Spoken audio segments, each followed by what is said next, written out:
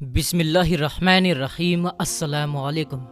मेरे दोस्तों, एक बादशाह की 7 बेटियां थीं। एक दिन बादशाह बहुत खुश होता है और अपनी 7 बेटियों को बुलाकर पूछता है कि मैं तुमसे एक सवाल पूछूंगा और अगर जवाब अच्छा लगा तो तुम्हें तुम्हारा मनचाहा इनाम भी दूंगा।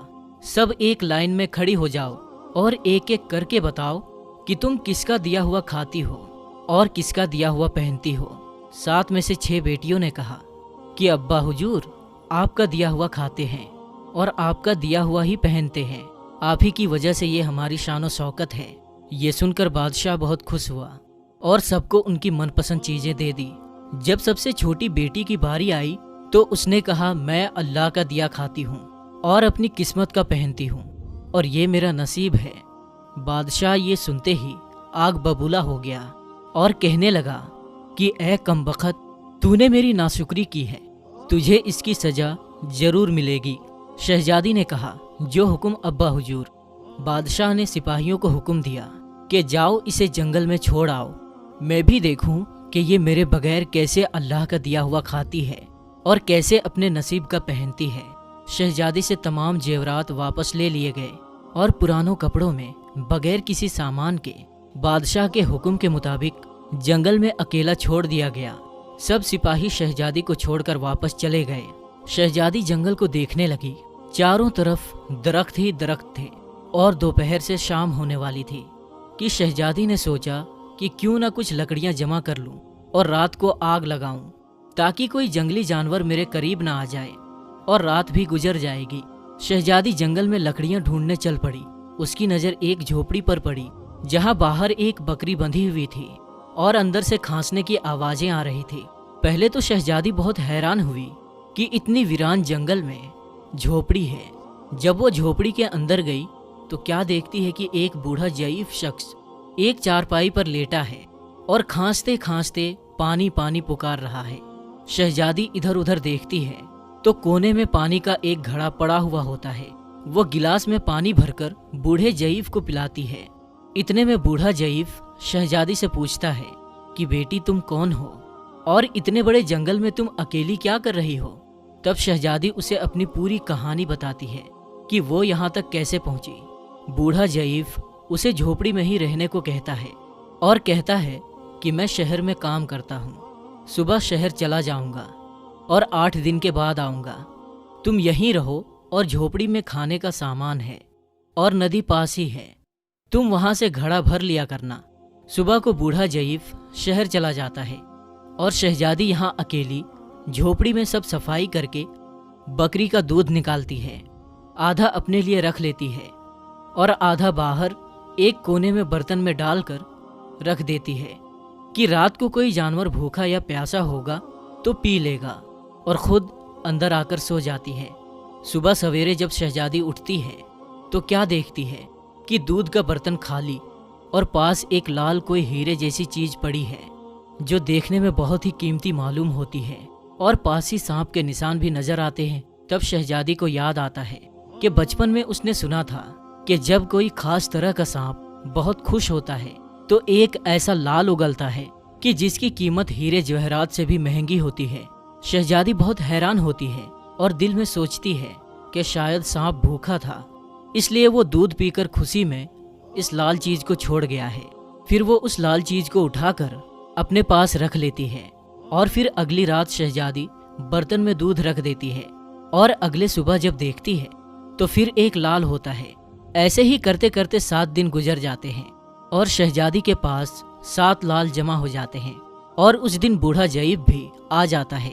तब शहजादी उसे लाल दिखाती है और सारा वाकया बताती है और बूढ़े ज़ईफ को 3 लाल दे देती है और कहती है कि शहर जाकर ये लाल बेच दो और आते वक्त अपने साथ महल बनाने वाले मजदूर लेकर आना। बाकी 4 लाल शहजादी अपने गले में माला के तौर पर पहन लेती है और कुछ ही महीनों में जंगल में एक आलीशान महल तैयार हो जाता है जिसमें बूढ़ा ज़ईफ और शहजादी रहने लगते हैं। ऐसा खूबसूरत महल जिसमें हर आराम की चीज, नौकर चाकर, दुनिया की तमाम नेमतें मौजूद होती है।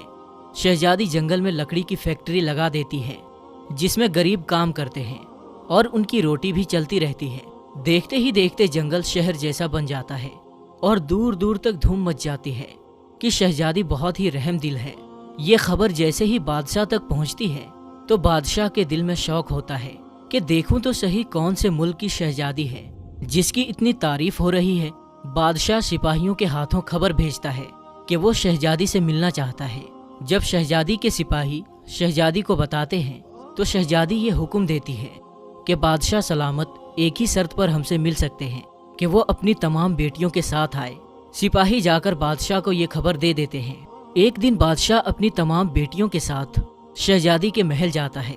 शहजादी उन सब से अपने चेहरे पर नकाब पहनकर मिलती है और उनके लिए 7 रंग के खाने पेश करती है और हर खाने के साथ उसी रंग का जोड़ा जेवरात पहन कर आती है। महल की शानो शौकत, खूबसूरती और शहजादी का अंदाज बादशाह और बाकी तमाम शहजादियों को बहुत हैरान करता है। आखिर में बादशाह शहजादी से कह देता है कि तुम मेरी बेटी की जगह पर हो और मैं भी तुम्हारे कहने पर अपनी तमाम बेटियों के साथ आया हूँ। फिर हमसे ये पर्दा किस लिए? बहुत रिक्वेस्ट करने पर शहजादी कहती है कि ठीक है, मैं तैयार होकर आती हूँ। सब शहजादी आपस में कानाफूसी करने लगती है कि इतनी तो तैयार है, इतने महंगे जेवरात पहने हुए हैं, अब और कितना तैयार होकर आएगी।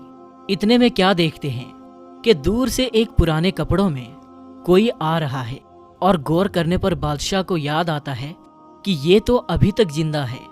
मैं तो सोचता था कि इसे जंगल के जानवर खा गए होंगे, और जब मैंने अपने सिपाहियों को इसकी खबर लेने भेजा था तब उन्होंने ही बताया कि वहां शहजादी का कोई नामो निशान तक नहीं है। तो ये कैसे मुमकिन है?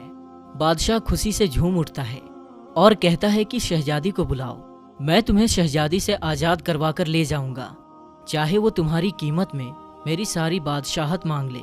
ये सुनते ही शहजादी बोलती है, नहीं अब्बा हुजूर, मैं ही वो शहजादी हूँ। मैं कहती थी ना कि मैं अल्लाह का दिया खाती हूँ और अपने नसीब का पहनती हूँ। बस उसी अल्लाह ने मुझे कहाँ से कहाँ पहुँचा दिया है कि आज मैं आपसे भी ज़्यादा अमीर हूँ। फिर शहजादी अपना तमाम हाल बताती है कि वो यहाँ तक कैसे पहुँची और दिखाती है अपने गले की माला जिसमें अभी भी 4 लाल मौजूद होते हैं।